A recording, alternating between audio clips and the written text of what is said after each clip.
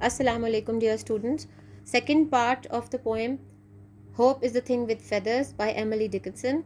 Now we've come to the paraphrasing part. I'll read the first stanza and then paraphrase it for you.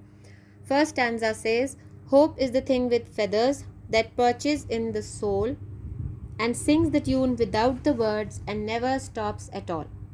Now the paraphrasing is, you start by saying that this stanza has been taken from the poem Hope is the Thing with Feathers. The poetess is Emily Dickinson, or it has been written by Emily Dickinson. Now the paraphrasing. Hope is just like a bird which soars high through its wings. It always dwells means lives in human heart, which keeps it encouraged and working. It sings a sweet song that has no words. This song is eternal and continues throughout human life. Second stanza says, and sweetest in the gale is heard, and sore must be the storm that could abash the little bird that kept so many warm. Again, reference to the context. This stanza has been taken from the poem Hope is a Thing with Feathers, and it has been written by Emily Dickinson. Now the paraphrasing. Even when a very strong wind is blowing, its pleasant humming can be heard very clearly. Even when the storm is upsetting everything, the little bird of hope cannot be frightened. It serves as a friend and companion whose presence keeps one intact. The third stanza is, I've heard it in the chilliest land and on the strangest sea, yet never in extremity it asked a crumb of me. Same method is being used here. The first heading that we'll make is reference to the context. This stanza has been taken from the poem Hope is a Thing with Feathers, written by Emily Dickinson. Explanation. I've heard the melodious song of hope in the hardest conditions and difficulties, whether we are in the coldest place or on the strangest sea. Even in the difficult conditions, it offers its services without any reward, and it never asked for a small piece of bread. Here we are done with the paraphrasing. Now the next part is, this question is very important and it always comes in your paper. It's Unit 8, Hope is a Thing with Feathers, first stanza. Hope is a thing with feathers that perches in the soul and sings this tune without words and never stops at all. Question 1. What figurative language has been used in this stanza? Metaphor is the figure of speech which has been used in this stanza. Question 2. Whom is the hope compared with? Hope is compared with a bird, or hope is compared with a thing which has feathers. Question 3. What does the word sore mean in the second line? The word sore means a painful place on the body. According to the poem, it refers to a terrible or painful situation.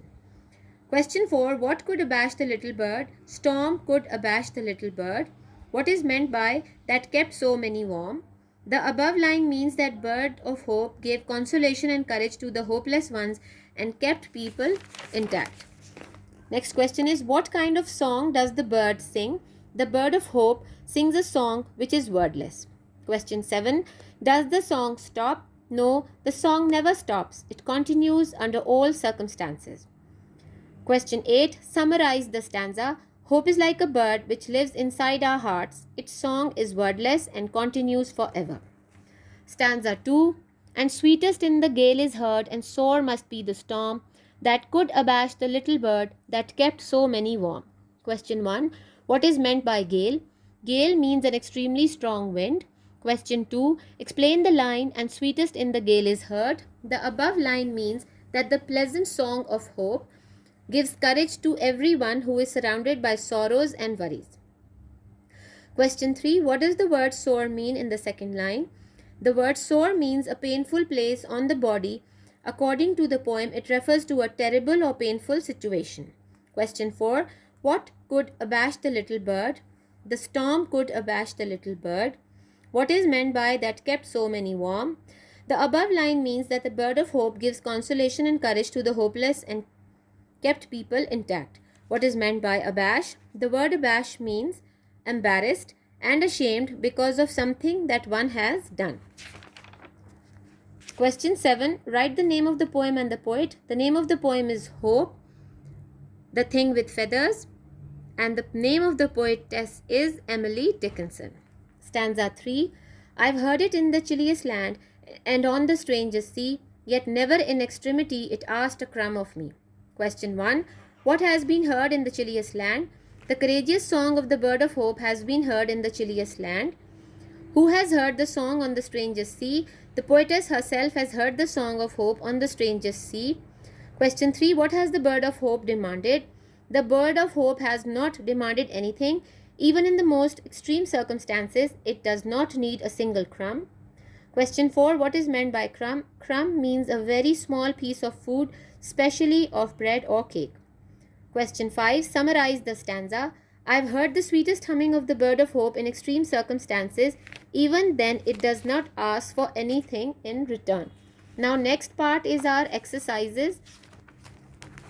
Choose the correct option. The poet's comparison of hope to a bird is made in the form of a correct option is metaphor. Personification, simile, alliteration. Correct option is D, metaphor. The poet uses the words gale and storm as metaphor. What do these words represent? A. Times of bad weather. B. Hard or painful times. C. Pleasant times. D. Times of success and growth. Correct option is B. Hard or painful times. Hope is helpful in times of pain, sorrow and difficulty. Which of the following lines from the poem best support this statement? There are 4 options. First is hope is a thing with feathers that perches in the soul. That is A option. B. And sings the tune without the words and never stops at all. B option. C. And sweetest in the gale is heard and sore must be the storm. This is the C option. D. Yet never in extremity it asked a crumb of me. The correct option is C. And sweetest in the gale is heard and sore must be the storm. Question 4 or number 4. The poet says that and sings the tune without the words. Why the bird of hope sings in a tune that has no words? There are 4 options. To emphasize that hope does not need to be put into words to be felt. To point out that it is very difficult for people to express whether they feel hopeful or not. C option. To suggest that people are unable to understand the feeling of hope. D. To indicate that people who are always hopeful are also often forgetful. The correct option is A. To emphasize that hope does not need to be put into words to be felt. Number 5. Read the following lines of the poem. And sore must be the storm that could abash the little bird and kept so many warm. What does the word abash mean in the following lines? To confuse, to support, to praise, to silence. A option, to confuse. Now we have some vocabulary. Imagery. Imagery is a very important part of all poetry. I have already mentioned it, but I'll repeat it over here. Imagery means to use figurative language to represent objects, actions, and ideas in such a way that it appeals to our physical sense. This is the charm in poetry. The word imagery is associated with imaginary pictures that we draw in our minds by use of particular words that create visual representation of ideas. Now we have some examples. It was dark and dim in the forest. Now the words dark and dim appeal to our sense of sight. They are emphasizing the darkness of the forest and creating a sense of mystery. The children were screaming and shouting in the fields. Screaming and shouting are emphasizing on the children's excitement. He smelled the aroma of coffee. Smelled and aroma appeal to our sense of smell. Now, aroma and he smelled the aroma of coffee. It is telling us that the coffee smells really good. It's wonderful. Number 4. The girl ran her hands on a soft satin fabric. Now, the softness of the fabric and it's being satin, very smooth, that is being emphasized by using the words a soft satin fabric. The idea of soft in this example appeals to our sense of touch. Next is the fresh and juicy oranges is very cold and sweet. Juicy and sweet when associated with oranges have an effect on our sense of taste. Now immediately when we talk about an orange and its sense of sweetness, something makes our sense of taste in our mouth and we start tasting the orange automatically in our mouth. Imagery means the aid of figures of speech like simile, metaphor, and personification in order to appeal to the physical senses. Imagery in poetry. When all at once I saw a crowd of host of golden daffodils, this poem is full of imagery and beauty of the poet's writing and his words. Poets use language to appeal to the senses through use of imagery. In the line above, the poet uses the sense of sight to create a host of golden daffodils beside the lake. Connotation and denotation. Connotation is apparent meaning. Connotation and denotation are two principal methods of describing the meaning of words. Connotative meaning or connotation refers to the emotions or human reactions and feelings that come from a word. Connotation meaning could be of positive and negative associations. Denotation is the precise, the literal meaning of the word, which might be found in a dictionary. Next are these exercises.